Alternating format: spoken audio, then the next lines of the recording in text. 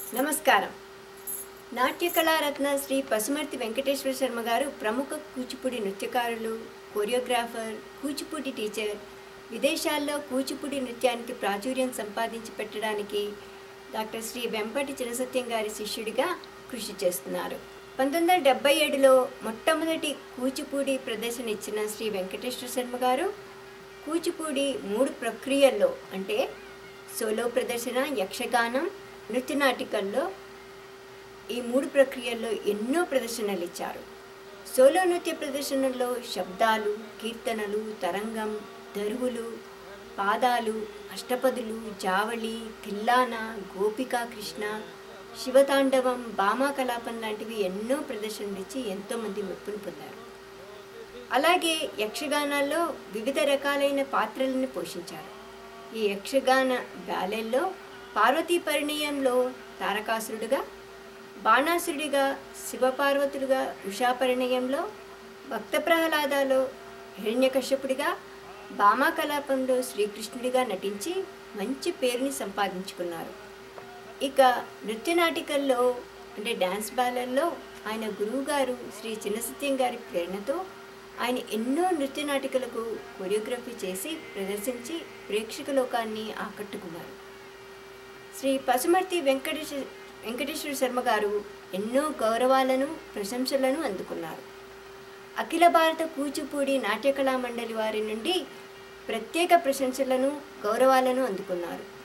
అలాగే హైదరాబాదులో 1999లో శ్రీ శర్మ గారు నాట్య కళారత్న అనే బిరుదుతో సత్కరించారు. కూచిపూడి నృత్యానికి చేసిన సేవలకు గాను ఆరాధన అనే సాంస్కృతిక సంస్థ శ్రీ వెంకటేశ్వర శర్మ గారిని గౌరవించి సత్కరించారు. శర్మ గారు ఆయన గురువుగారైన శ్రీ వెంపటి చినసత్యం గారితో 1992లో జర్మనీ, 1998లో అమెరికాకు వెళ్ళి ఎన్నో కూచిపూడి నృత్య ప్రదర్శనల్లో పాల్గొన్నారు. ఆయన ఆశయం ఈ కూచిపూడి కళా నృత్యాన్ని వీలైనంత మందికి నేర్పించాలి, ఈ కళా వ్యాప్తికి కృషి చేయాలి, దేశ విదేశాల్లో ప్రాచుర్యాన్ని సంపాదించి పెట్టి ముందు తరాల వారికి భద్రంగా అందించాలి. ఎందుకంటే వాళ్ళు కూడా ఈ కళా వ్యాప్తికి కృషి చేయాలి అన్నదే వారి ధ్యేయం. ఇప్పుడు శ్రీ పసుమర్తి వెంకటేశ్వర శర్మ గారు కూచిపూడి రీతుల గురించి, ఆయన కూచిపూడి కళాకారుడిగా తన అనుభవాలను మనతో పంచుకోబోతున్నారు. telugu1.com ప్రేక్షకుల కోసం చూద్దాం రండి. నమస్కారం. కళారత్న పసుమర్తి వెంకటేశ్వర శర్మ గారు ప్రముఖ కూచిపూడి నృత్యకారులు ఈరోజు మనతో పాటు ఉన్నారు. నమస్కారం అండి శర్మ గారు. నేను ఆయన్ని గురువుగారు అనే పిలుస్తాను. సో ఆయన్ని నేను ప్రశ్నలు కూడా గురువుగారు అనే సంబోధించి చేస్తాను. ఆయన ప్రస్తుతం అమెరికా పర్యటనలో ఉన్నారు. ఆయన ఇక్కడికి వచ్చినప్పుడు ఇక్కడి శిష్యులకి వర్క్షాప్స్ నిర్వహించడం, ఇక్కడ కూచిపూడి బ్యాలే ప్రదర్శనలు ఇస్తూ చాలా బిజీగా ఉంటారు. అంత బిజీ షెడ్యూల్లో కూడా telugu1.com ప్రేక్షకుల కోసం ఇంటర్వ్యూ ఇవ్వడానికి ఒప్పుకున్నందుకు ముందుగా ఆయనకి ధన్యవాదాలు తెలియజేసుకున్నాం. ధన్యవాదాలండి గురుగారు. ముందుగా మనం గురుగారు, మీరు పుట్టింది పెరిగింది కూచిపూడి గ్రామంలోనా మరి ఎక్కడ? కూచిపూడిలోనే పుట్టారా? మీ తల్లిదండ్రులు అంటే తండ్రి గారు పివి చలపతి గారు, చలపతి శ్రీమతి సరస్వతి గారు మీ తల్లి గారు. మీ తండ్రి గారు కూడా కూచిపూడి నృత్యం చేసేవారా? చిన్నప్పుడు ఏమన్నా చేసేవాళ్ళేమో కానీ అంటే ఆయన అందులో కొనసాగలేదు.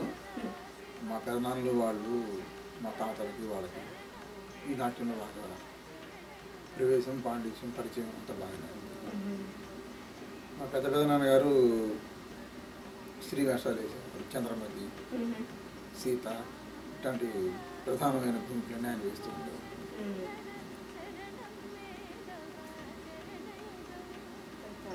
మీకు తోబుట్టులు ఎంతమంది తోబుట్టులు? నాకు 3 చెల్లెలండి. వాళ్ళు కూడా చేస్తారా? వాళ్ళు చేయరు. వాళ్ళిద్దరు విజయవాడలో ఉంటారు, ఒక అమ్మాయి హైదరాబాద్లో ఉంటారు. మీకు కూచిపూడి నేర్చుకోవాలని ఆసక్తి ఎప్పుడు ఎలా కలిగింది? ఏ వయసు? అంటే మా ఊళ్ళో స్వతహాగా అసలు అవును, అది కూచిపూడి అక్కడ పుట్టింది గ్రామం కాబట్టి కదా. ఆ, అది ఆసక్తి కలిగింది నేర్చుకోవాలని.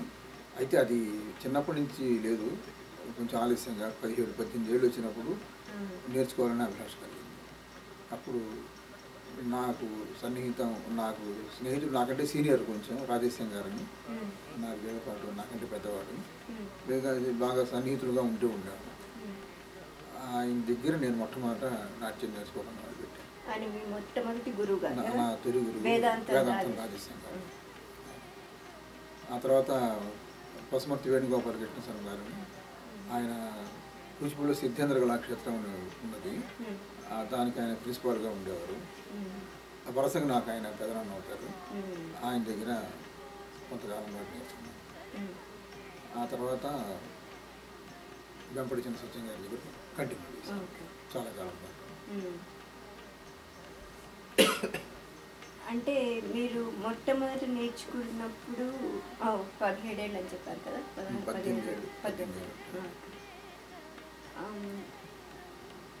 మీ ఇద్దరి గురువు గారు ఎలా ఉండేవారు? చాలా స్ట్రిక్ట్గా ఉండేవారా లేకపోతే ఫ్రెండ్లీగా ఉండేవారా? అంటే రాజేశం గారు నేను ముందు ప్రధానంగా స్నేహితులం కాబట్టి వయసులో తారతమ్యం ఉన్నా స్నేహంగా ఉండేవాళ్ళం ఇద్దరం.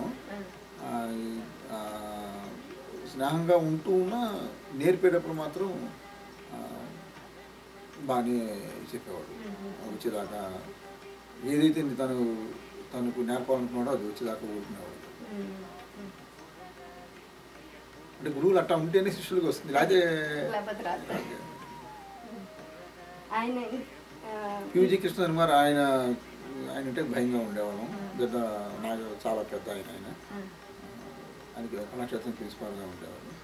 ఆయనతో భయంగానే ఉండి ఆయన దగ్గర నేర్చుకున్నాను. రాజేశం గారితో స్నేహంగా ఉండి నేర్చుకున్నా, ఆయన దగ్గర భయంతో. చిన్న సత్యం గారి దగ్గర అయితే ఇంకా చెప్పట్లేదు, ఆయనది ఇంకా ఉక్కు క్రమశిక్షణ అన్నమాట. ఆ డిసిప్లిన్ ఇంకా బహుశా నృత్య కళాకారుల్లో చాలామంది తక్కువగా ఉంటుంది అటువంటి ఒక క్రమశిక్షణ ఉన్నటువంటి వ్యక్తి.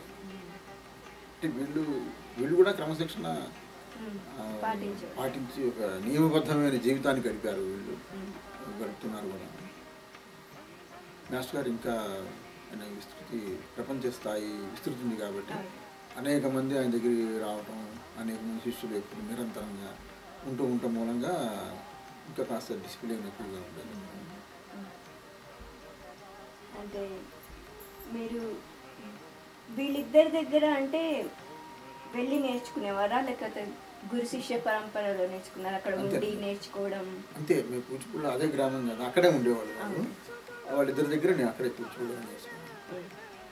మా మాస్టర్ గారు దగ్గరికి కొన్నాళ్ళు మా గురువుగారే కూచిపూడి వచ్చి నేర్పడం చేసేవారు.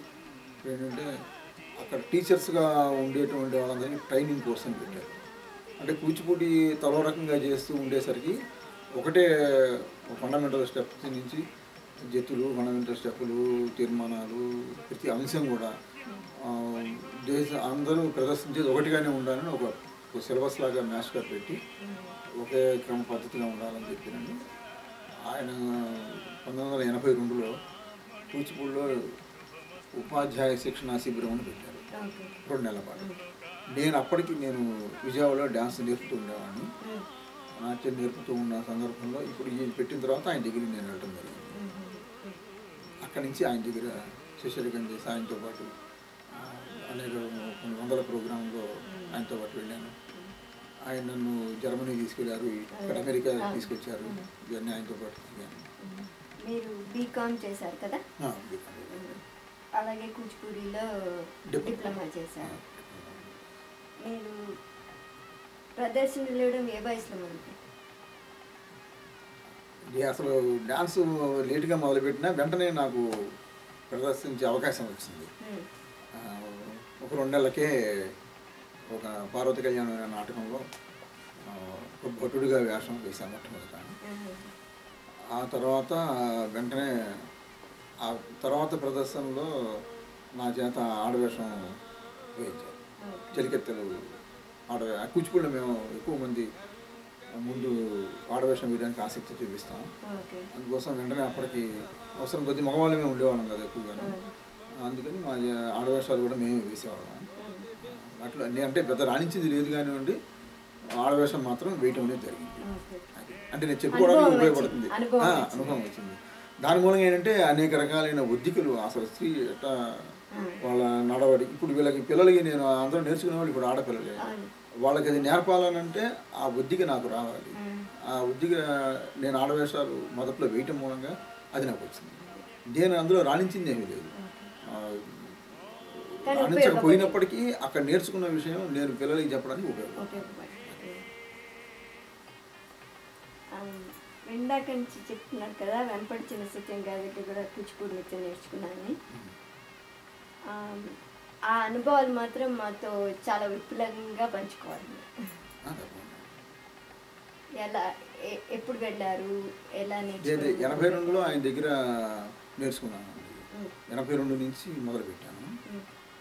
ముందు కరెక్ట్గా చెప్పాలనంటే నేను రాజేశం గారి దగ్గర, పివిజి కృష్ణశర్మ గారి దగ్గర నేర్చుకున్నప్పుడు ఒక శైలికి అలవాటు పడి ఒక విధానంలో నేర్చుకుంటూ వెళ్ళేవాడిని.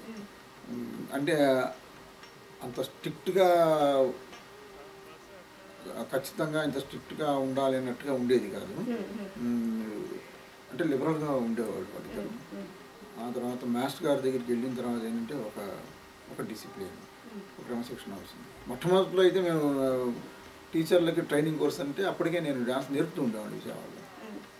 సరే వెళ్ళాము. మొట్టమొదటి రోజు ఆయన చెప్పిన మొదటి మాట ఏంటంటే, ఇప్పుడు నేను నేర్పేది మీకు మొదటి నుంచి చెప్తాము, ఫండమెంటల్స్ నుంచి. మీరు ఇంతకుముందే ఆల్రెడీ టీచర్లు, మీరు ఏం నేర్పుతున్నారో వాటి మూలంగా ఇప్పటిదాకా మీరు గడుపుతూ వచ్చారు. ఇప్పుడు నేను నేర్పేది కనుక నచ్చితే ఇది నేర్పండి, లేదు అంటే మీరు ఇంతకుముందు నేర్చుకున్నదంతా కాలక్షేపం చేయండి అని చెప్పారు.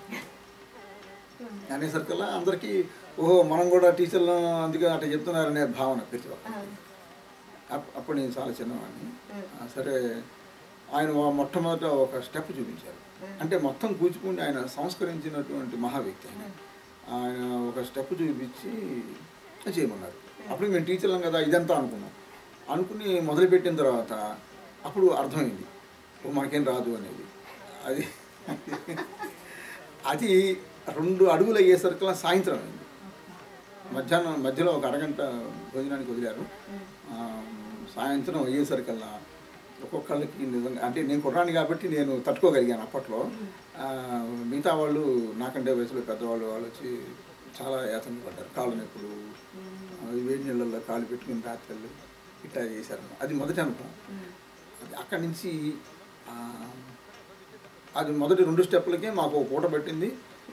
మా పరిస్థితి కూడా మాకు అర్థమైంది. దాంతో ఏంటంటే ఇంకా అక్కడి నుంచి కంప్లీట్ అసలు అక్కడికి నేర్చుకోవడానికి వచ్చిన 20 మంది టీచర్లు విన్నాం. 20 మంది ఆయనకి ఇంకా డివోటీస్ అన్నమాట, ఇంకా భక్తుల్లాగా మారిపోయింది. అక్కడి నుంచి మమ్మల్ని మొత్తం అసలు ఆయనకు అవసరం లేదు. ఆయనకి ఏంటంటే మద్రాసులో ఆయన ఒక వెలుగుతున్న ఒక బ్రహ్మాండ సూపర్ స్టార్ కూచిపూడి నాట్యంలో ఒక క్షణం తీరుకుండేది కాదు. ఎప్పుడు ఏదో చోట ప్రోగ్రామ్స్. ఆయనకి మా మీద నిజంగా ఒక సిద్ధేంద్రోగి, ఆయన అప్రసిద్ధేంద్రోగి కాబట్టి ఆయనకు అనుగ్రహం కలిగింది కాబట్టి కూచిపూడికి రావటం మాలాంటి వాళ్ళకి చెప్పడం జరిగింది. దాని మూలంగా ఏంటంటే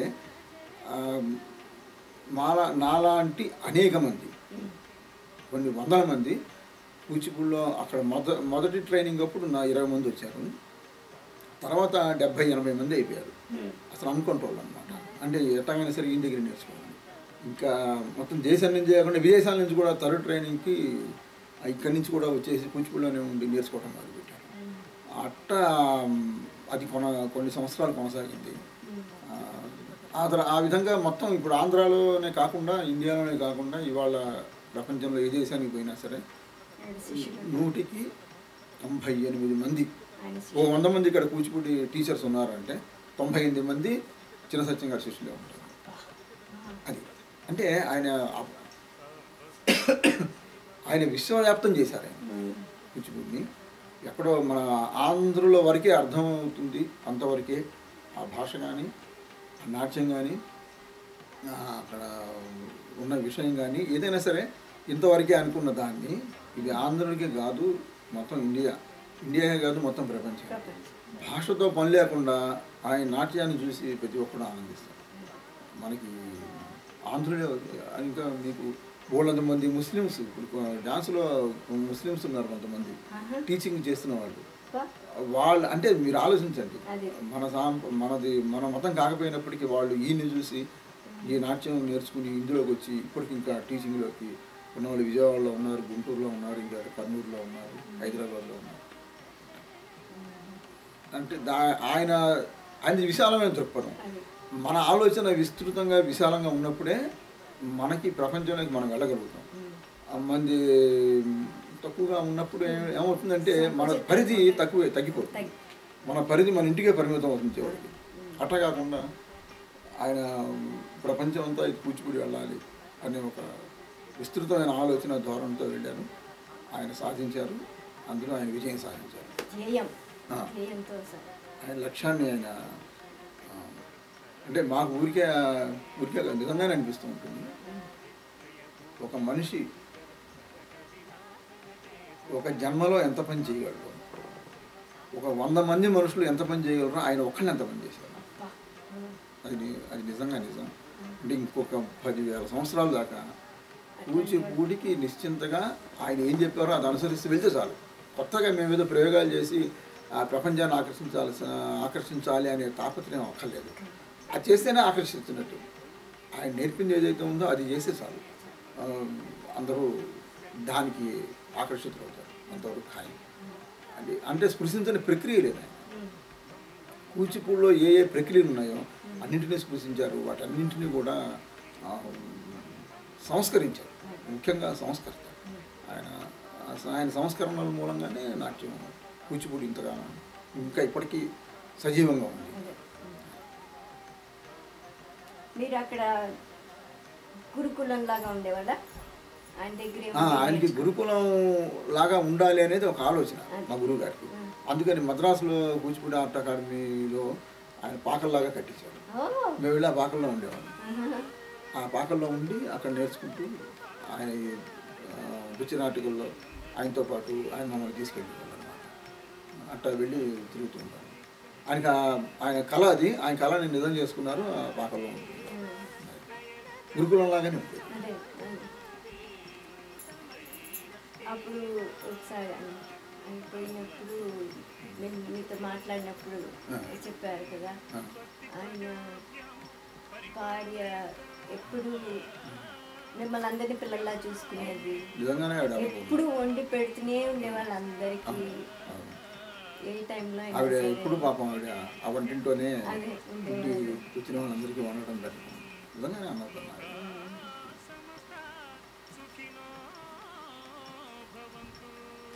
సో ఆయన దగ్గర నేర్చుకున్న వాళ్ళందరి మీద ఆయన ప్రభావం తప్పకుండా ఉంటుంది. నేర్చుకున్న వాళ్ళే కాదు, మీ గమ్మత్తు చూడండి. ఇప్పుడు చూసేవాళ్ళు కూడా గమ్మత్తు చూడండి. ఇప్పుడు ఏదైనా ఆర్టిస్ట్ ఇప్పుడు నాలాంటి వాళ్ళు ఇస్తారు, చేసాం వెళ్ళిపోయాం అనుకోండి, వాళ్ళు బాగుందంటారు. ఆ 2వ రోజున మేము గుర్తుంటామో లేదో తెలియదు, అంటే నా ఊహ అది. కానీ ఈయన్ని మాత్రం అసలు మర్చిపోలేదు. ఇప్పటికీ నేను ఇప్పుడు 13 ఏళ్ళ మట్టించి టూర్ చేస్తున్నాను అమెరికాలో. వెళ్ళిన ప్రతి చోట మా మాస్టర్ గారిని ఆయన గురించి అడుగుతూ ఉంటారు, ఆయన గురించి మాట్లాడుతూ ఉంటారు. ఆయన గొప్పదనాన్ని వాళ్ళు చెప్తారు, మాకు వాళ్ళు చెబుతూ ఉంటారు ఆయన ఎంత గొప్పవాళ్ళని. ఇది ఆయన ఒక్కలే చెప్పింది. మిగతా అనేక రకాలైన ఆర్టిస్టులు ఉన్న అనేక ఫామ్స్లో ఉన్నప్పటికీ అక్కడికి వాళ్ళు బ్రహ్మాండంగా ప్రదర్శించడం, ప్రదర్శన బాగుందంటారు, ఆయన బ్రహ్మాండంగా చేశారంటారు. అంతవరకే ఉంటుంది. ఈయన మీద ఒక ఆర్టిస్ట్ అనే కాదు, అసలు ఒక ప్రపంచానికి ఆయన గురువులాగా ఒక భక్తి భావం ప్రతి ఒక్కళ్ళు. అది విశేషం. అది సంపాదించడం ఎంత కష్టం.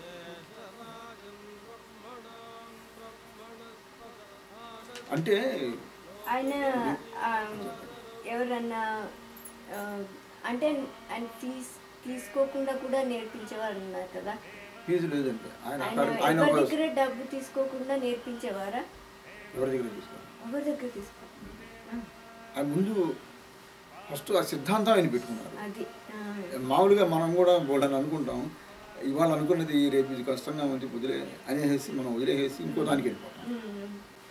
ఒకటే సిద్ధాంతం పెట్టుకున్నారు, ఇది డబ్బులు లేకుండా ఫ్రీగా ఉచితంగా నేర్పితేనే దీనికి బహుళ ప్రయోజనం ఉంటుంది, ముందుకు వెళ్తుంది, ఎక్కువ మంది నేర్చుకోగలుగుతారు అనేది ఒక ఉద్దేశం పెట్టుకున్నారు. చివరిదాకా అట్టగా ఉంది. పిల్లలు కూడా ఇప్పుడు అదే బాణీలో అదే పద్ధతిలో వెళ్తున్నారు. కూచిపూడిలో 3 రీతుల్లో అంటే ఒక్కడే ప్రదర్శనలు ఇవ్వడం, యక్షగానం, నృత్య నాటికలు ఇవన్నీ ప్రదర్శించారు కదా. ఒక నృత్యకాడు అన్నీ చేయగలిగి ఉండాలి, అలా తర్ఫీదు ఇస్తారు కదా కూచిపూడిలో పుడితే అంతే. మీకు ఈ 3 రీతుల్లో ఏది ఇష్టం? అన్నీ ఇష్టమా? నాకా ఏది చాలా ఇష్టం? ఈ 5 వేళల్లో ఏది ఇష్టం అంటే అన్ని వేళ్ళు ఉండాల్సిందే. అట్లాగే ఈ విభిన్న ప్రక్రియలు, యక్షగానం ఒక ప్రక్రియ. ముందు అసలైతే కలాపం, సిద్ధేంద్రయోగి కలాపం, భామా కలాపం అనేది రాయటంతో కూచిపూడి నాట్యం యొక్క ప్రభావం బయటకు వచ్చింది. అప్పటికి ఉన్న శైలినే సిద్ధేంద్రయోగి దాన్ని సంస్కరించి, మొదటి సంస్కర్త సిద్ధేంద్రయోగి, ఆయన సంస్కరించి భామా కలాపం అనేటువంటిది రాసి ఆ కలాప ప్రక్రియ అనేటువంటి దానికి ఆయన రూపకల్పన చేసి ముందు అది ఆయన చేసింది ఒక 200 సంవత్సరాల దాకా 13వ శతాబ్దంలో చేశాడు ఆయన. 15-14 దాకా వచ్చింది అది. వచ్చిన అక్కడి నుంచి 14 దాటిన తర్వాత యక్షగాన ప్రక్రియ ప్రారంభమైంది. 15వ శతాబ్ది నాటికే యక్షగానాలు బాగా ప్రాబల్యంలో వచ్చినాయి. వస్తే అయితే యక్షగానాలు ఏంటంటే సామాన్యుడి కోసంగా రాసినటువంటిది అనేది అప్పటి ఉద్దేశం. ఇప్పుడు మనకి ఆ సాహిత్యం చాలా కష్టంగా జటిలంగా ఉంటుంది. అంటే ఇప్పుడు మన తెలుగు స్టాండర్డ్ జానపదం కాదు, అంటే మనకి సాహిత్యంలో ప్రౌఢ సాహిత్యం, మామూలు సామాన్యమైన సాహిత్యం 2 రకాలు ఉన్నాయి. అది గ్రామ్యం అంటారు, అది జానపదం అనేది ఏ పేరు పెట్టుకున్నా కానీ ప్రౌఢ సాహిత్యం ఏంటంటే పూర్తి వ్యాకరణం, ఛందోబద్ధతి అవన్నీ ఉన్నటువంటిది ప్రౌఢ సాహిత్యం. అయితే ప్రౌఢ సాహిత్యం వ్యాకరణంలోకి వచ్చినట్టయితే చూస్తే కొన్నింటికే అది తాళగతుల్లోకి, డ్యాన్స్కి సంబంధించిన తాళగతులు అవి ఉపయోగపడతాయి అన్నమాట. మామూలుగా కందం కొన్నింటికి తిస్రం లాంటి వాటికి వాడుకోవచ్చు కందాన్ని. అట్లాగే సీసపద్యం ఉందనుకోండి, సీసపద్యం కనుకైతే ఖండం తగ్గ తగ్గిట్ట తగ్గ తగ్గిట్ట తగ్గ తగ్గిట్ట తగ్గం అట్లాంటి వాటికి ఖండగతి ఉపయోగపడుతుంది. ఈ రెండింటిని తప్పిస్తే ఈ ప్రౌఢ సాహిత్యం అంటే రచన, ప్రౌఢ సాహిత్యం పాటలు ఏవి ఉండేవి కాదు. అందుకని ఏంటంటే ఈ నాట్య ప్రక్రియకి వీటికి సంబంధించి మరి ఎవరికి వచ్చిందో సుగ్రీవ విజయం మొదటిది అంటారు. మరి ఎవరికి వచ్చిందో ఆలోచన తెలియదు కానీ యక్షగానం అనే ప్రక్రియను ప్రవేశపెట్టారు. ప్రవేశపెడతాం మూలంగా అంటే కలాపంలో ఒకటే క్యారెక్టర్, సత్యభామ, కృష్ణుడు, మాధవి, ఈ 3 క్యారెక్టర్స్తోనే అయిపోయింది. ప్రధానమైనది ఒకటే క్యారెక్టర్, అది సత్యభామ. పైగా కలాపాలు 2, గొల్ల కలాపం, భామా కలాపం, ఈ 2 ఉన్నాయి మన ఆంధ్రదేశంలో. తర్వాత కలాపం తర్వాత యక్షగానం. యక్షగానం దాని ప్రాబల్యం చాలా బలంగా కూచిపూడికి. అంటే కూచిపూడిలో ఏం చేసేవాళ్ళంటే మా వాళ్ళు, మా పండితులు, సంగీతం తెలిసిన వాళ్ళు, సాహిత్యం తెలిసిన వాళ్ళు, తర్వాత మంత్రశాస్త్రం అన్నీ ప్రతిదీ తెలిసినటువంటి వాళ్ళు, వేదాలు చదువుకున్న వాళ్ళు అందరూ ఉండేసరికల్లా ఏదైనా ఒక ప్రక్రియను వాళ్ళు తీసుకుంటే దాన్ని సంస్కరించేవాళ్ళు. అంటే ఇవాళ చేసిన పని ఇంకా కొన్ని వేల సంవత్సరాల దాకా అది సజీవంగా ఉండాలి అనే దృక్పథంతో దాన్ని సంస్కరించి దాన్ని ముందుకు తీసుకెళ్ళేవాళ్ళు. అందుకని యక్షగానాలకి ఇప్పటికీ సజీవంగా ఉన్నాయి. అంటే ఒక్కొక్కప్పుడు కిందకి వెళ్తూ ఉంటుంది, పైకి వస్తూ ఉంటాయి. యక్షగానాలు నెక్స్ట్ వచ్చినటువంటి ప్రక్రియ. దీని తర్వాత వచ్చిన ప్రక్రియ ఈ నృత్య రూపకాలు. ముందు సోలో ఫార్మేట్ కాదు కూచిపూడి, కలాపం, యక్షగానం, తర్వాత నృత్య రూపకాలు. అంటే ఈ నృత్య రూపకాలు ఇప్పుడు వచ్చినాయి కానీ వీటికి మాతృక సంస్కృతంలో ఉన్న నృత్య రూపకాలు అని అందరూ అంటారు. అదే అయ్యి ఉండొచ్చు కూడా, అదే నిజం ఉండొచ్చు.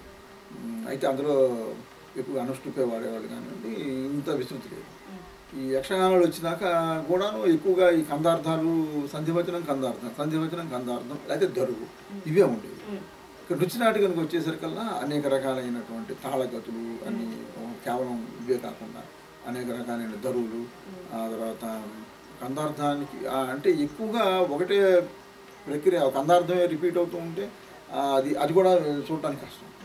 అందుకని దాదాపు ఇప్పటికి 200 ఏళ్ల క్రితం ప్రహ్లాద నాటకం ఒకటి, తర్వాత శశిరేఖా పరిణయం అని, ఉషా పరిణయం, ఇట్లాంటివన్నీ మా వాళ్ళు తీసుకుని వాటిని చెప్పాక పాండిత్యం ఉండేసరికి వాటిని సంస్కరించి వాటిని సంగీతం అది ఇప్పుడు మనం ఈ కర్ణాటకకి పోతే అది యక్షగానం లేదు, అది జానపద ప్రక్రియ.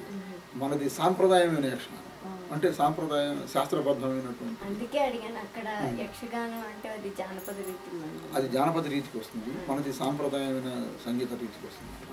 కర్ణాటక వాణిళ్ళు మొత్తం అన్ని అవే పెట్టి వీళ్ళు సంగీతం నమ్మకం పెట్టడం. ఆ సాహిత్యం కూడా చాలా బలమైన జటిలమైన సాహిత్యం, మామూలు ఆర్డినరీ సాధారణమైన సాహిత్యం. అట్ట దాని సాహిత్యాన్ని మా వాళ్ళు పటిష్టంగా దాన్ని తయారు చేశారు. యక్షగానాన్ని అట్ట తీసుకున్నారు. యక్షగానాలు తీసుకోవడం మూలంగా చాలామంది బోలంతమంది ప్రదర్శనలో పాల్గొనడానికి అవకాశం ఉంటుంది. ఇదే అప్పట్లో మాకు ప్రధాన వృత్తి కాబట్టి అందరూ దీని మీదే ఆధారపడి ఉండేవాళ్ళు. కాబట్టి ఒక 18 సమాజాలు ఉండేవి వరకు, ఇప్పుడు 1-2 ఉన్నాయి. దాన్ని ఆ యక్షగానం ఆ విధంగా వచ్చింది. తర్వాత దానికి బ్రేక్ చేస్తూ మా గురువు గారు నృత్య రూపకాలని చెప్పారు. సృజనాత్మకతని జోడించారంటారా ఆయన? అన్నీ అసలు మీరు అందులో ఒక పద్యం తీసుకున్నా, మీరు ఒక పాట తీసుకున్నా, లేకపోతే ఒక వచనం తీసుకున్నా, వచనం చాలా తక్కువ ఉంటుంది.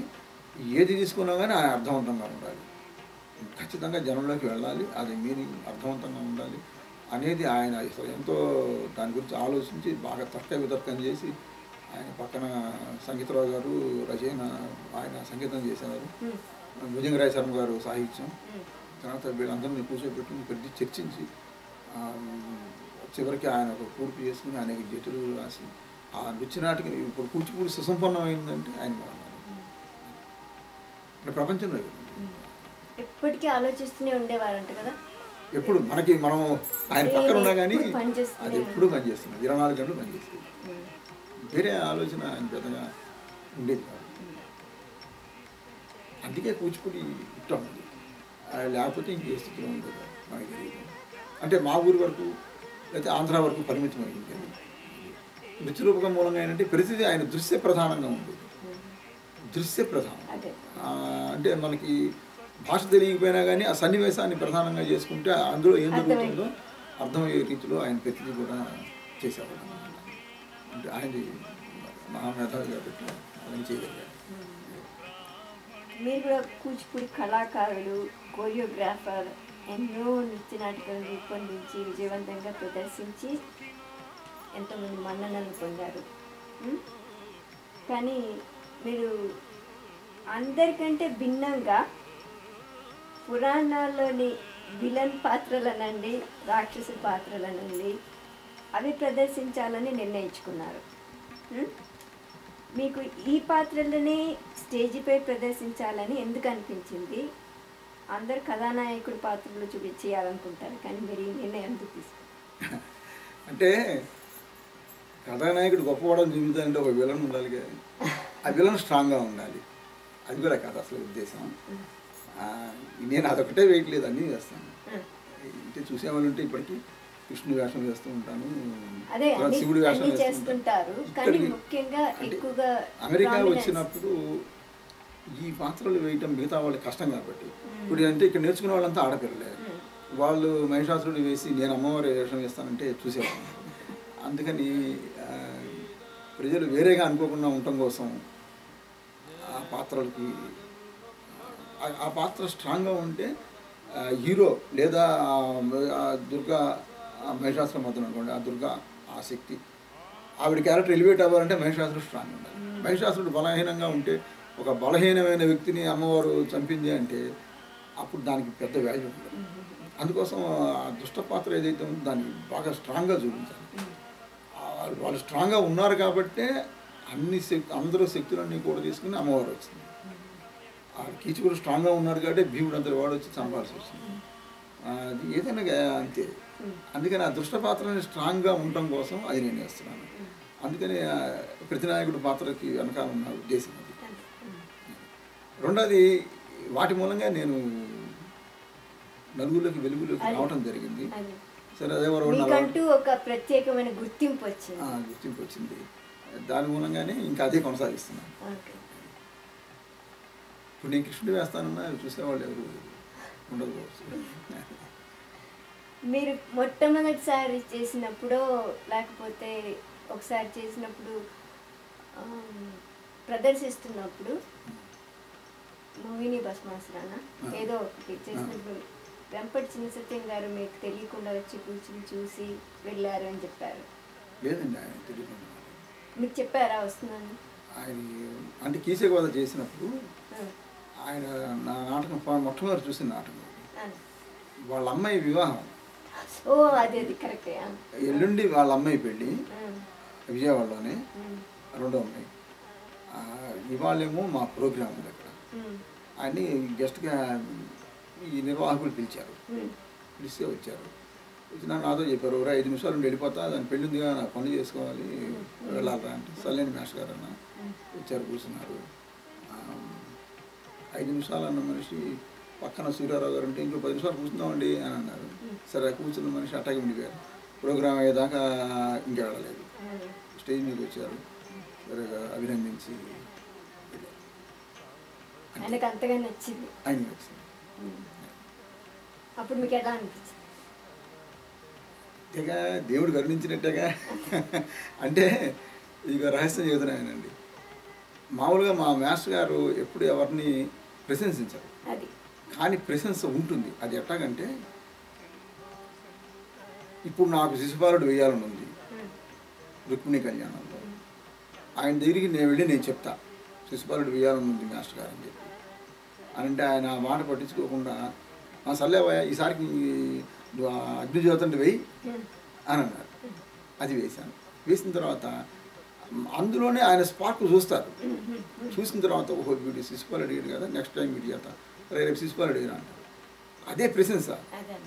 ఆయన అంటే మనకి ఇష్టమైంది ఆయన గమనించి మనం చెప్పడం మూలంగానో, లేకపోతే ఆయన అంతటా ఆయన గమనించి వీడికి క్యారెక్టర్కి సూటబుల్ అవుతాడని చెప్పి పెట్టుకుంటాం. అసలు ముందు ఆయన నాటకంలో ఒక క్యారెక్టర్ ఇవ్వడమే గొప్ప. అదే ప్రశంస నా ఉద్దేశం. అదే ప్రశంస, ఇంకంతకంటే ఏం కావాలి. అట్లాంటిది ఆయన డైరెక్ట్గా స్టేజ్ మీదకి వచ్చి కౌగులించుకుని వీణుడు పదాలు ఇచ్చి మరి మైక్ తీసుకుని నా గురించి 4 మాటలు చెప్పడం అంటే గొప్పే కాదు. అంతేగా. అట్లాంటివి నా జీవితంలో 2-3 సంఘటనలు ఆయనతో జరిగింది. ఆయన డైరెక్ట్గా వచ్చి మీరు బ్రహ్మాండంగా చేశారని చెప్పలేకపోయాను. 2-3 సందర్భాల్లో ఆయన చెప్పేశారు. ఆ ప్రశంస కోసం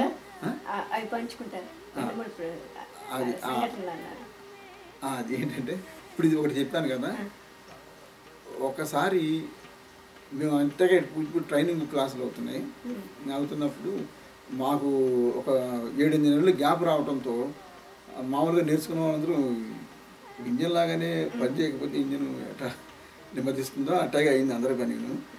అందరూ మళ్ళీ నెక్స్ట్ ఇయర్కి వచ్చారు. వచ్చినాక 4-5 క్లాసులు అయిపోయినాయి. 4-5 క్లాసులు అయిపోయిన తర్వాత ఆయన ఏంటా ఈ చేయటం అందరినీ కలిపి ఏంటి చేయటం 2-3 సంవత్సరాలు బట్టి మేము వచ్చి చెప్తున్నాం, ఇట్టగానే చేసేది ఏం చేయటం, ఇది చివరికి బాగా చేసేవాడు వెంకటేశ్వర కూడా ఇట్లా తయారయ్యాడు అని అన్నారు. అంటే ఏంటంటే ఆయన దృష్టిలో నేను బాగా చేస్తాననేది. అది మొట్టమొదటిసారి ఓహో నా మీద ఆయనకు ఒక సదభిప్రాయం ఏర్పడింది. అక్కడి నుంచి నాలో ఉన్న బద్ధకం వదిలి నేను ఇంకా బాగా కష్టపడతాము ఆయన బిజినెస్ కోసమే. నాకు మిగతా ఎట్లా ఉండేదంటే, అసలు అందరికీ ప్రతి ఒక్కరికి ఆయన దగ్గర నేర్చుకునే వాళ్ళందరికీ ప్రపంచంలో అందరూ గుర్తించారా లేదా అనేది అది ఎవరు పట్టించుకునేవాడు కాదు. చేస్తుంటే ఆటోమేటిక్గా బాగుందని వచ్చేవాళ్ళు. అది ఎవరు పట్టించుకునేవాడు కాదు. మాస్టర్ గారు వచ్చి మెచ్చుకున్నారా లేదా అది ఇంపార్టెంట్. ఆయన మెప్పు కోసమే అందరం పాకులాడేవాళ్ళు. ఆయన మెచ్చుకున్నారంటే వీడు ప్రపంచంలో ఎక్కడికైనా వెళ్ళి ఏదైనా డ్యాన్స్కి సంబంధించి సాధించగలడు అనేది ఒక అందరికీ ఉండేది అనమాట.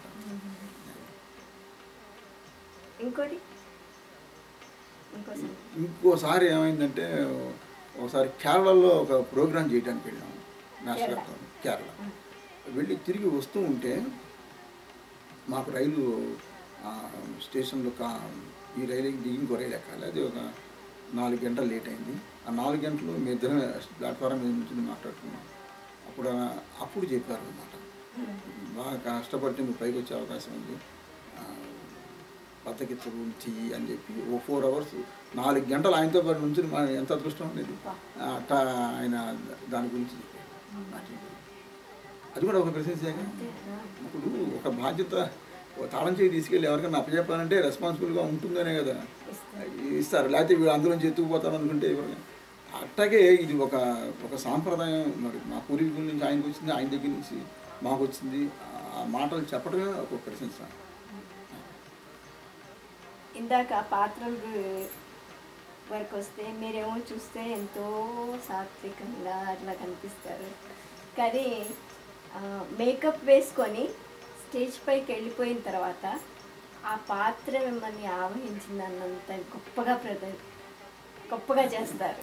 అంటే ఆవహించడం కాదు, ఆ పాత్రలో నటించటం, లీనమైపోవడం. లీనం కూడా అస్సలు లీనం అవటం. లేకపోతే నిజంగా మహిషాసుడు ఆవహిస్తే అల్లరే కదా. అమ్మవారికి అమ్మవారికి నిజంగా దుర్గా వేసే అమ్మాయికి అమ్మవారు ఆవహిస్తే మహిషాసుడు చచ్చిపోతాడు. అందుకని అందులో నటిస్తాం అంతే. ఆ నటన అంటే ఇందులో రకరకాలు ఉన్నాయండి. భరతుడు నాట్యశాస్త్రంలో నాకు ఒకే విధం అని చెప్పాల, రకరకాల విధానాలు చెప్పాడు. అట్లాగే దుఃఖం, కరుణ ఒకే రకంగా అభినయించాం, అందులో వేరియేషన్. అట్లాగే బీభత్సం, రకరకాల అభినయాలు. అంటే ఏది ప్రతిదానికి ఒకదానికి ఒక రీజన్ ఉంటుంది, ఒకదానికి 10 కారణాలు ఉండొచ్చు.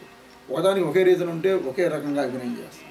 ఒకే దానికి 10 కారణాలు ఉంటే 10 కారణాలని అభినయం చేసుకుంటూ వెళ్ళాలి. అప్పుడు ఏమవుతుందంటే వైవిధ్యమైనటువంటి నటన ప్రదర్శించినప్పుడు ఏమవుతుందంటే అది ప్రేక్షకులను ఆకట్టుకోవటానికి. అందుకని భరతుడు నాట్యశాస్త్రం స్పష్టంగా ప్రతిదీ రాసి పెట్టేశాడు. ప్రత్యేకించి ఇప్పుడు ఎవరన్నా వచ్చి నేను మేధావులను డ్యాన్సులు అనుకుంటే నమ్మకల్లా. ఆల్రెడీ భరతుడు ఎక్కువ నిక్షిప్తం చేశాడు నాట్యశాస్త్రంలో. అంటే రసాలు, అభినయాలు, సాత్విక భావాలు ఇవన్నీ క్రోడీకరించుకుంటూ వెళ్తే ఒక పాత్రని ఏ విధంగా ఎన్ని రకాల అభినయాలు చేయొచ్చు, అది శాస్త్ర ప్రకారంగా చూసి చదువుకున్నప్పుడు అర్థమయ్యేది కొంత భాగం. దానికన్నా కూడా మనం విజువల్ అంటే ఎవరన్నా పెద్దవాళ్ళు, మాకంటే పెద్దవాళ్ళు చేస్తూ ఉన్నప్పుడు ఒక పాత్రని వాళ్ళు అభినయం చేస్తున్నప్పుడు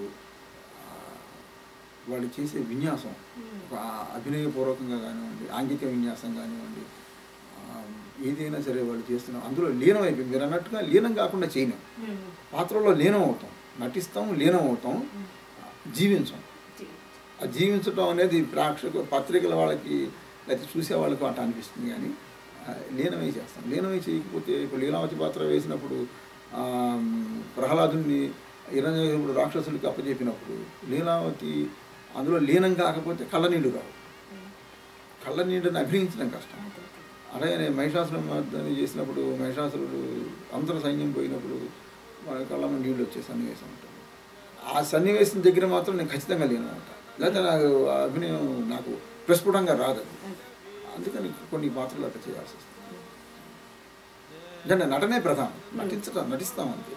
ఆ నటనలో కొంతమంది తక్కువగా చేయగలుగుతారు, కొంతమందిలో అసలు ఏం పలకదు, మొహంలో అభినయం ఏం పలకదు, కానీ చేస్తూ ఉంటారు. కొంతమందిలో ఒక మాదిరిగా పలుకుతాయి, కొంతమందిలో బాగా పలుకుతాయి. అదేంటే మొహంలో ఉండే ఒక ప్రత్యేకతను కూడా మనం చెప్పుకోవాలి.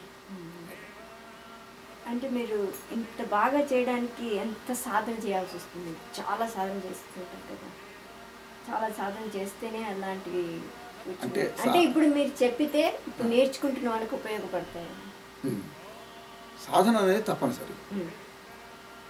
సాధన చేయకుండా ఇవాళ ఒక క్యారెక్టర్ నేను నేర్పేస్తే రేపు వాళ్ళు స్టేజ్ మీదకి ఎక్కితే అది పాఠం అప్పచెప్పినట్టు ఉంటుంది. పాఠం అప్పచెప్పినట్టుగా కాకుండా అందులో ఇందాక చెప్పా కదా, అందులో బాగా నటించాలి, బాగా నర్తించాలి. అవి చేయాలంటే సాధన ఖచ్చితంగా ఉండాలి. గురుముఖత సాధన లేకపోతే అందులో రాణించడం అనేది కష్టం. అది ఆ సాధన అనేది చాలా అవసరం అన్నమాట. ఇంకే చదివినంతేనే బాగా చదివితేనే వాళ్ళకి మార్కులు వస్తాయి. ఈ డ్యాన్స్ ఇదైతే ప్రాక్టీస్ శారీరకంగా. అది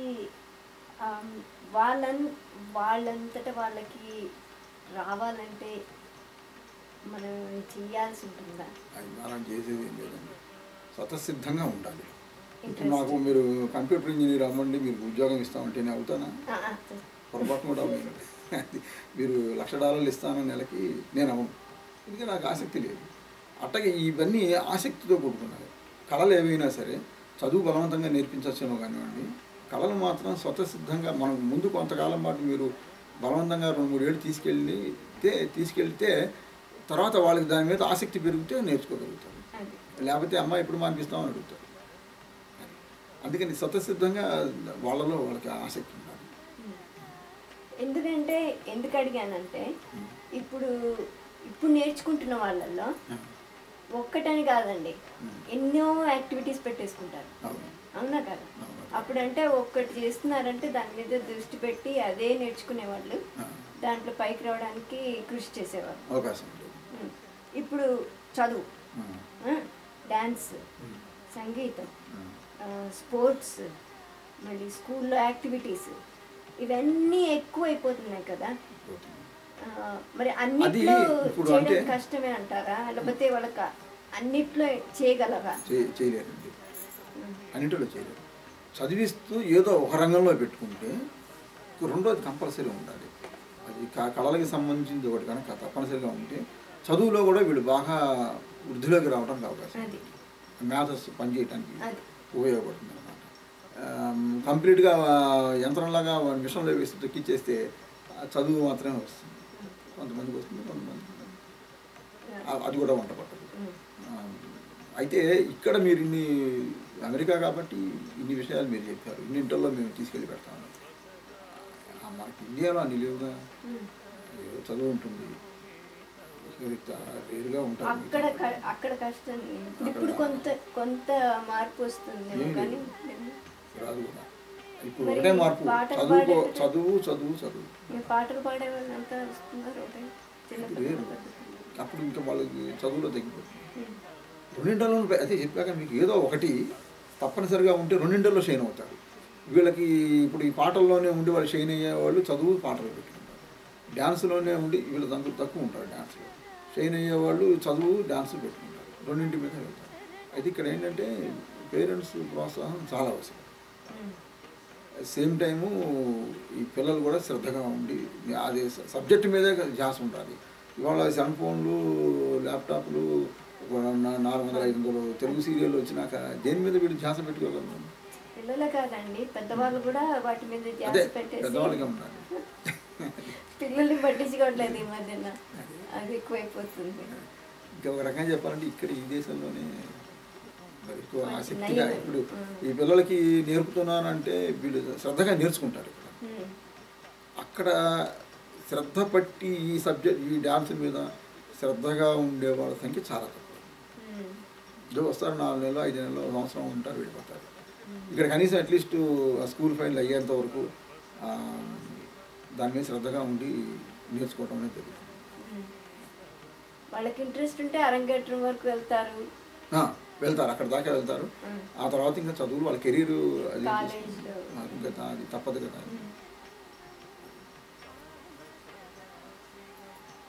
అక్కడ ఇప్పుడు ఇండియాలో కూడా చదువుకుని నాట్యం చేసేవాళ్ళ సంఖ్య చాలా తక్కువ మంది ఉన్నారు. మీరు అక్కడ ఒక నృత్య పాఠశాల నడుపుతున్నారు కదా, మీ దగ్గర ఎంతమంది వస్తారు స్టూడెంట్స్? ఇప్పుడు 40-50 మంది వస్తారు. ఎక్కువగా ఈ దేశానికి వచ్చి వెళ్తూ ఉంటాం. దాని మూలంగా తగ్గారు చాలామంది. నేను కూడా చెప్పట్లేదు. మా పిల్లలు ఇప్పుడు ఈ మధ్య మొదలెడతంతో 40-50 మంది మళ్ళీ నేర్చుకున్నారు. మా పిల్లలు ఇంకో పెద్దవాళ్ళు అయ్యారు, వాళ్ళు నేర్పడం మొదలుపెట్టారు. సరే వస్తున్నారు. మీకు ఎంతమంది పిల్లలు? నాకు 3 పిల్లలు. అందరు నేర్చుకున్నారా? మా అమ్మాయి నేర్చుకుంది. మా 3 నేర్చుకోవడానికి అయితే నేర్చుకున్నారు. అంటే మా పెద్దవాడు మా అమ్మాయి వాళ్ళిద్దరు నేర్పుతారు. మా రెండో వాడు ఇప్పుడు కెనడా వచ్చేసాడు కదా, అందుకోసం వాటి దీంట్లో టచ్ లేదు. వాళ్ళిద్దరు నేర్పించే స్థాయిలో ఉన్నారు. నేర్పిస్తారు. ప్రదర్శనలు ఇస్తారా? చేస్తారు. మా అబ్బాయి కూడా 3 సార్లు అమెరికా వచ్చాడు. మీకు నాట్య కళారత్న అవార్డు వచ్చినప్పుడు ఎలా స్పందించారు?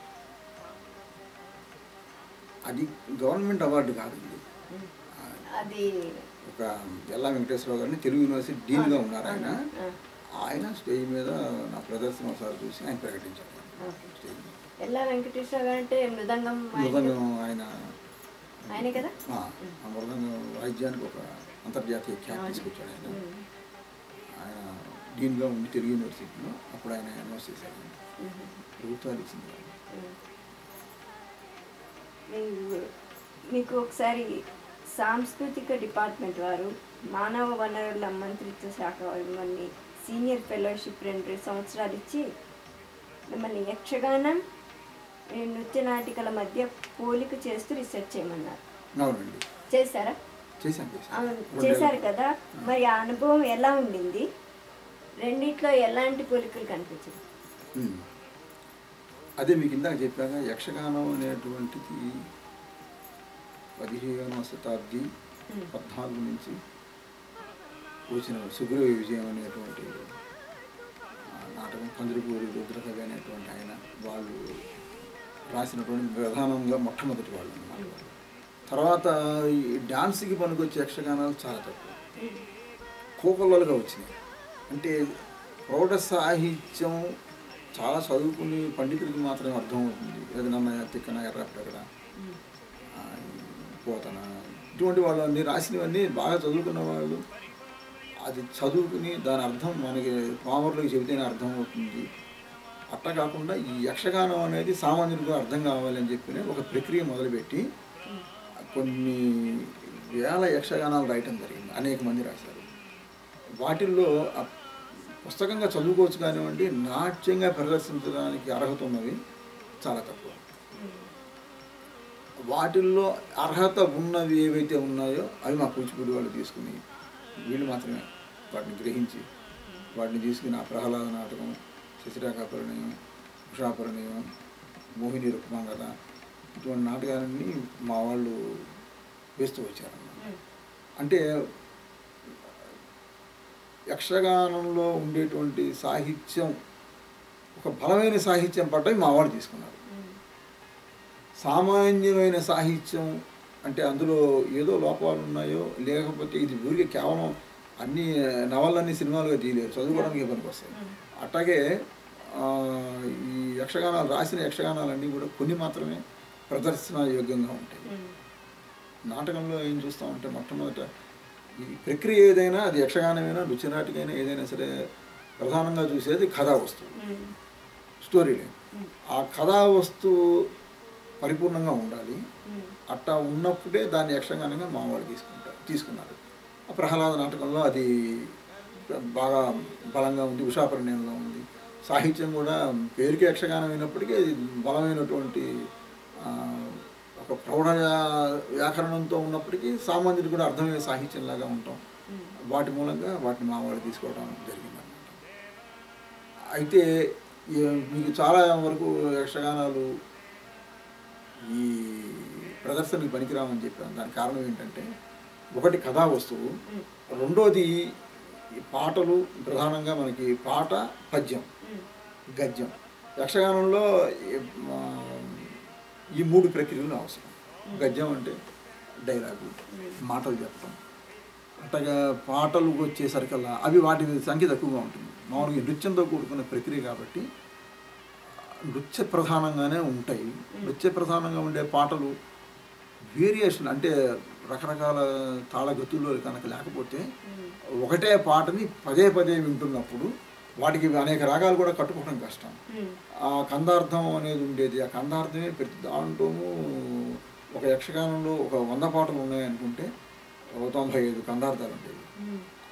అందుకని అందుకనే మా వాళ్ళు తీసుకోకపోవడానికి అది కారణం. కందార్థాలు ఎక్కువగా ఉంటాం. ప్రతిదానికి సంధివచనంలో ఉండటం మూలంగా ఏంటంటే ఒక కథ అట్లా వెళ్తూ ఉన్న కథకి గబుక్కుని అడ్డం పడి ఆ సంధివచనం, ఆ తర్వాత మళ్ళీ ఇంకొక సన్నివేశం, మళ్ళీ ఇంకో సంధివచనం, ఇంకో సన్నివేశం మధ్యలోనే సంధివచనం రావడం, ఇట్లాంటివన్నీ కూడా యక్షగానంలో ఉండేటువంటి కొన్ని ఇబ్బందికరమైన వాస్తవాలు, ప్రదర్శన యోగ్యత లేకపోవడం. అందుకనే కొన్ని మాత్రమే ప్రదర్శించగలిగాను. అంటే మనం మౌలిక ఖచ్చితంగా ఉన్నదన్నట్టు తెలుసుకోవాలంటే ఇదే విషయం. దాని మూలంగానే ప్రదర్శనకి అదే నృత్య రూపకానికి వచ్చినట్టయితే, నృత్య రూపకం వచ్చేసరికి మా గురుగారు వచ్చేసరికి ఆయన ముందుగానే పరిస్థితి ఒక ప్రేక్షకుడిలాగా ఆలోచించి, ఇప్పుడు నేను ఈ పాట ఈ రాగంలో ఈ తాళంలో ఇది మేము పెడుతున్నాం ఈ సీన్లో, అనేసరికి దీన్ని మళ్ళీ ఇంకా రిపిటేషన్ ఉండదు. దీన్నే మళ్ళీ అదే తాళం లేకపోతే అదే రాగం అని ఆ మొత్తం ఆ సీన్లో అవన్నీ ఉండవు. ఇంకో దాంట్లోకి ఇంకో గతిలోకి ఇంకొక తాళంలోకి ఇంకో రకంగా ఇంకో రాగంలోకి ఉన్న సంగీతంలో ఉండే అనేక రాగాలని మంచి మంచి రాగాలని హిందుస్థానీ నుంచి కూడా తీసుకుని పెట్టడం జరిగింది అన్నమాట. అట్ట నృత్యనాటికి ఒక విస్తృతమైన పరిధి ఉంది. యక్షగాన రచనకి విస్తృత పరిధి లేదు.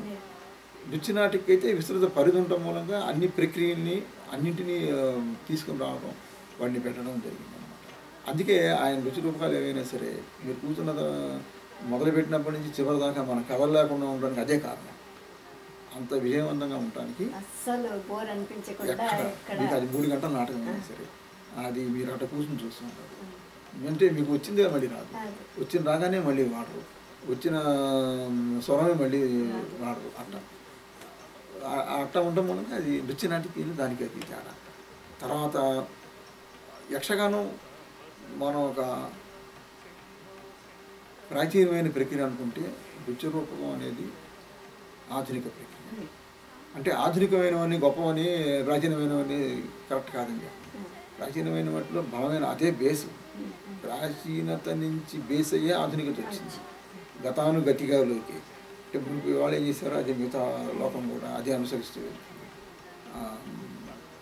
అందులో నుంచి మంచిని గ్రహించి ఈ కొత్తదనాన్ని తీసుకొచ్చి అందరికీ అర్థమయ్యే రీతిలో ఎవరికో నా వరకే అర్థమైతే చాలనుకుంటే నేను ఏదైనా నాటకం చేస్తే ఎవరు చూస్తారు, ఎవరు చూడరు. అది అట్లాగే ఆయన కూడా అనేక రకాలైన ఆలోచనలు చేసి ప్రతి ఆయన సంస్కర్త. ఆయన ఏం చేసినా అందులో ఒక అర్థం ఉంటుంది. ఏ కొరియోగ్రఫీ చేసినా ఇది అల్టిమేట్ ఇంతకు మించి ఎవరు చేయలేరు. ఖచ్చితంగా అది చేస్తున్నాను. ఒక అంశం తీసుకున్నా, ఒక సోలో అంశం తీసుకున్నా మీకు అట్టా ఈ రెండింటికి మధ్యన తేడా ఉంది. మునపటి రోజుల్లో అయితే లైటు అంటే కొంతమంది వాదిస్తూ ఉంటారు, కాగడా పట్టుకుని 2 అటు ఇటు కాగడాలు పట్టుకునేవాళ్ళు, పట్టుకుని నుంచునేవాళ్ళు స్టేజ్ మీద. ఆ వెలుతురులో నాటకం వేసేవాళ్ళు. ఆ వెలుతురులో నాటకం వేసి ఇప్పుడు కూడా అట్లా వేయాలంటే కుదరదుగా. కాగడాల మీద నూనె పోస్తూ గుగ్గిలం చల్లుతూ ఆ వెలుతురు ఏదైనా హిరణ్యకశిపుడు అరిచాడు అనుకోండి, గుగ్గిలం చల్లేవాళ్ళు. ఒక్కసారి ఆ లైట్ వెలిగేది. నరసింహస్వామి వచ్చాడు అనుకోండి, మళ్ళీ ఆ గుగ్గిలం చల్లేవాళ్ళు. అట్లాంటివన్నీ ఇప్పుడు చెల్లుబాటు కావు. మారిన టెక్నాలజీకి అనుకూలంగా ప్రజలకి సూక్ష్మంగా వెళ్ళిపోవాలి. అట్లా అనేక ప్రక్రియలు ఇప్పుడు నృత్య రూపంలో వచ్చినాయి అన్నమాట. అంటే మీకు నేను చెప్పేది ఏంటంటే ఎక్కువ విస్తృతమైనటువంటి అవకాశం నృత్య రూపంలో ఉంటుంది. యక్షగానంలోకి వచ్చేసరికల్లా సంక్షిప్తమైన అవకాశం ఉంటుంది, కొంచెం కుదించిన అవకాశం ఉంటుంది. అందుకే వాటిల్లో నుంచి కొన్నింటిని వరకే మేము తీసుకోగలిగాం, మా పూర్వీకులు తీసుకుని చేయగలిగాం. నృత్య రూపకాలకైతే నృత్య రూపకాలు అన్నీ బ్రహ్మాండం అని చెప్పను. ఏదైనా దేనికైనా సరే కథా వస్తువు ప్రధానమైనది. ఆ స్టోరీ సరిగ్గా ఆ కథ లేకుండా నృత్య రూపకాలు చేస్తానంటే ఎవరు చూడవచ్చు. కథ బలమైన ప్రారంభం ఉండాలి, బలమైన ముగింపు ఉండాలి. అది ప్రధానమైన విషయం. లేదా ముందు సీన్లో సాగ తీసుకుంటూ 2-3 సీన్లు సాగ తీసుకుంటూ వెళ్తే అది జనానికి వెళ్ళదు. సూటిగా చెప్పాలి, అది అర్థమయ్యేట్టు చెప్పాలి, దాన్ని కూడా మనసుకి పట్టేట్టుగా చెప్పాలి. అన్ని రసాలు అందులో కావాలి. ఇది తెలిసిన ఆయన మా గురువు గారే. అందుకనే ఆయన మరి ఆ ప్రారంభం నుంచి కూడా మరి పోయేంత వరకు ఆయనకి అపజయం అనేది లేదు, విజయమే తప్ప అపజయం లేదు. భాష అనేది భాషకి సంబంధం లేదు. మేము ముందు అనుకునే వాళ్ళం అనమాట, తెలుగు రాకపోతే పిల్లలకి అర్థమవుతుందా నేర్చుకుంటారని. కానీ ఇందాక మీరు చెప్పినట్టు కళకి భాషకి సంబంధం లేదు, ఇది విశ్వవ్యాప్తం అయిపోయింది. కళ విశ్వవ్యాప్తం, భాష ప్రధానమైంది. ఆ భాష ప్రధానం. అంటే మనకి తెలుగు వాళ్ళం కాబట్టి తెలుగు నేర్చుకోవాలనేది, మనకి తెలుగు నేర్చుకోకపోతే ఇంకా ఆత్మహత్య అదే చెప్తున్నా.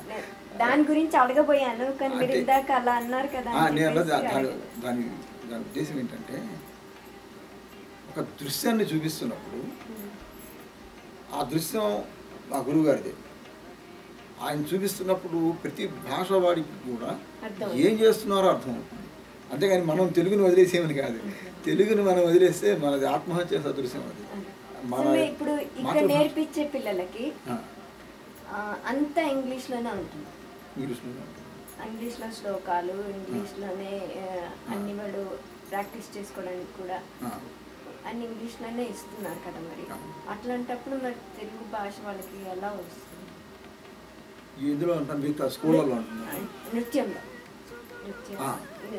ఇప్పుడు అంటే వీళ్ళకి భాష రాకపోవడం మూలంగా మీకు ఇంగ్లీష్లో ఇవ్వాల్సి వస్తుంది. మరి భాష వస్తే తెలుగులోనే రాసుకుంటారు. కనీసం వచ్చిన వాళ్ళు కూడా మాట్లాడట్లేదు. అది మన అంతే. ఇక్కడ తమిళియన్స్ ఉన్నారు, ఇద్దరు తమిళియన్స్ ఉంటే చక్కగా మాట్లాడుకుంటారు, తమిళ్లో మాట్లాడుకుంటారు. మనకు కొంచెం నామోషి. అందుకని ఏంటంటే తెలుగు భాష కోసం ఏమీ పెద్దగా బయట సభలో సమావేశాలు పెట్టి ఏదో చేయాల్సిన అవసరం లేదు. ఇంట్లో అంటే నేను అనేది ఇండియాలో కాదు, ఇక్కడ ఇంట్లో తల్లిదండ్రులు పిల్లలతో తెలుగుతో మాట్లాడితే చాలు. తెలుగు భాషలో మీకు ఆ తెలుగు మీ దగ్గర ఉన్నంతకాలం తెలుగు వస్తుంది వాళ్ళకి, అది ఎక్కడికి పోదు. ఇంకా మరి ఇంట్లో కూడా లేస్తూనే ఇంగ్లీష్లో మాట్లాడుతూ మొత్తం ఆంగ్లమే ప్రధానం అనుకున్నట్టుగా ఉంటే ఎట్టగా బయటికి వెళ్తే వాళ్ళకి ఇంగ్లీష్ వస్తుంది. ఇంకా అంత అవసరం ఏముంది ఇంట్లో ఇంగ్లీష్ మాట్లాడాల్సిన అవసరం? మార్చుకుంటే చాలు. వీళ్ళకి ఉద్గ్రంథాలు వాళ్ళకి నేర్పక్కల్లా, కనీసం తెలుగులో మాట్లాడితే చాలు. మీకు అదే తెలుగు భాషకి మీరు చేసినటువంటి సేవ అంతే. ఇప్పుడు మా ఇద్దరు పిల్లల్లో నేను మా అబ్బాయి తెలుగు వాడు కనిపిస్తే తెలుగులోనే మాట్లాడతాడు. వాడికి ఇంగ్లీష్లో వాళ్ళు ఇంగ్లీష్లో మాట్లాడినా తెలుగులోనే సమాధానం చెప్తాడు. మంచిది, భాషాభిమానం బాగానే ఉంది. వాళ్ళు చాలా అంటారనమాట, ఇన్నేళ్ళైనా మారకుండా ఉన్నాడు అని. ఇంతకు ముందు కంటే ఇప్పుడు అంటే ఇటీవల 4-5 సంవత్సరాలు పట్టించి తెలుగు మీద ఆసక్తి తగ్గుతుంది లేదు, పెరుగుతుంది. అంటే ఇక్కడ ఈ దేశంలో తెలుగు నేర్చుకోవాలని పట్టుదల ముందు పేరెంట్స్లో వచ్చింది. చాలా వరకు భాష మీద ఒక ఆసక్తి పెరుగుతుందండి. అది ఇంకా ఒక రకంగా అది చెప్పుకోదగిన విషయం. అంటే ఈ కనీసం ఈ పద్యాలు, సుమతి శతకం, బ్రాహ్మణ పద్యాలు కొన్ని నేర్పిస్తూ ఉంటే భర్తృహరి సుభాషితాల దాకా వెళ్ళక్కల్లా ఈ చిన్న నేర్చుకుంటూ ఉంటే చాలు. కవితలు అంటే దీని మూలంగా మనకేమిటి లాభం అనుకోకుండా ఆ భాషని, మన సంస్కృతిని, మన నాట్యం, సంగీతం ఇవన్నీ నేర్పిస్తే సంస్కృతి నేర్చుకుంటారండి. ఫారెన్ లాంగ్వేజెస్, ఫ్రెంచ్ నేర్చుకుంటారు, స్పానిష్ నేర్చుకుంటారు. అలాగే మన భాష అనుకొని దీన్ని కూడా నేర్చుకోవచ్చు కదా అంటే అది అర్థం. అదే వచ్చిన భాషని వదిలేసుకోకుండా అంటే ఇప్పుడు ఇక్కడ కూడా నలుగురు పిల్లలు మన వాళ్ళు కలిసినప్పుడు తెలుగులోనే ఇంగ్లీష్లో మాట్లాడుకుంటారు అంతే. దాని మూలంగా ముందు పెద్దవాళ్ళు మారండి, పెద్దవాళ్ళు కొంచెం అలవాటు తెలుగులో మాట్లాడుకోవడం మొదలు పెడితే తర్వాత ఆ అభిరుచి, అభిమానం అనేది ముందు పెద్దవాళ్ళ దగ్గర నుంచి రావాలి. అది అది పిల్లలకి ఏముంది, పిల్లలకి ఏం చెబితే అది నేర్చుకుంటారు.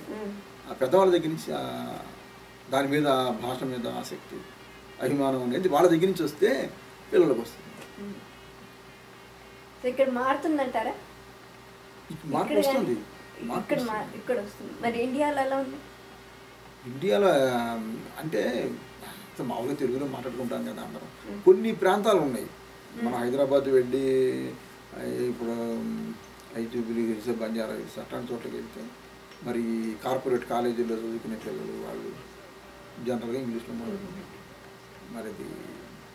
మరి ఏం చేస్తాం? బయటకు వచ్చినా మనం ఇంగ్లీష్, తెలుగులో మాట్లాడుతున్నా వాళ్ళు ఇంగ్లీష్లో సమాధానం చెప్తారు. అంటే మొత్తం భాష అక్కడికి పోదులేండి. సజీవ జలధార ఎంత గొప్ప భాష, మనకి అసామాన్యమైన భాష. సమం తద్భవం రెండు అందులోంచి సంస్కృతంలోంచి వచ్చినటువంటిది. 180 పదాలు మన వాళ్ళు రాసినవన్నీ సంస్కృతం నుంచి వచ్చినటువంటి పదాలే రాశారు.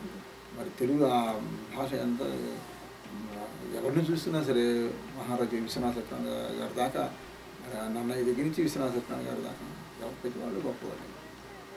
ఎంతంతగా అంటే అందులోకి వెళ్ళి చదువు అర్థం తెలుసుకుంటే ఆ భాష యొక్క కమ్మదనం అర్థం, గొప్పతనం తెలుస్తుంది, విశిష్టత తెలుస్తుంది. అది పోతుందనే బాధ. మరి ఇప్పుడు ఈ జనరేషన్ పిల్లలకి, ఈ జనరేషన్ కాదు, మా జనరేషన్లో కూడా కొంతమందికి అసలు తెలుగు అంటేనే రాదు, చాలా కష్టపడతారు. మాట్లాడతారు, చదవడం రాయడం మన తెలుగు సాహిత్యం గురించి కానివ్వండి ఏది తెలీదు వాళ్ళకి. అదే అదే ఒక రకమైన అక్కడ కూడా ఇప్పుడు స్కూళ్ళల్లో సెకండ్ లాంగ్వేజ్ హిందీనో ఇంకోటి ఏదో ఏదో నేను హిందీనే చేశాను, కానీ నాకు ఇంట్రెస్ట్ తోటి నేను తెలుగు నేర్చు. అది కనీసం అంటే ఇప్పుడు 10th వరకు పర్వాలేదు, ఆ ఇంటర్ డిగ్రీకి వెళ్ళిన తర్వాత ఇంకా తెలుగుతో సంబంధం ఉండదు. ఇంజనీరింగ్ తర్వాత వాళ్ళ కెరీర్ ఇంకా అక్కర్లేని భాష కింద. అయితే మృత భాషలు చాలా ఉన్నాయి మన దేశంలో, అసలు లిపి లేని భాషలకు వాటి మీద ఎన్నో రెట్లు మన తెలుగు భాష చాలా గొప్పది. మీరు అడగగానే వచ్చి మీరింత బిజీ షెడ్యూల్లో కూడా మాకు కూచిపూడి గురించి, కూచిపూడి నృత్య రీతుల గురించి అని ఇంత వివరంగా చెప్పినందుకు చాలా చాలా ధన్యవాదాలు. థ్యాంక్స్ అండి. నమస్కారం. నమస్కారం. శంభో శంకర శరణో మే తవ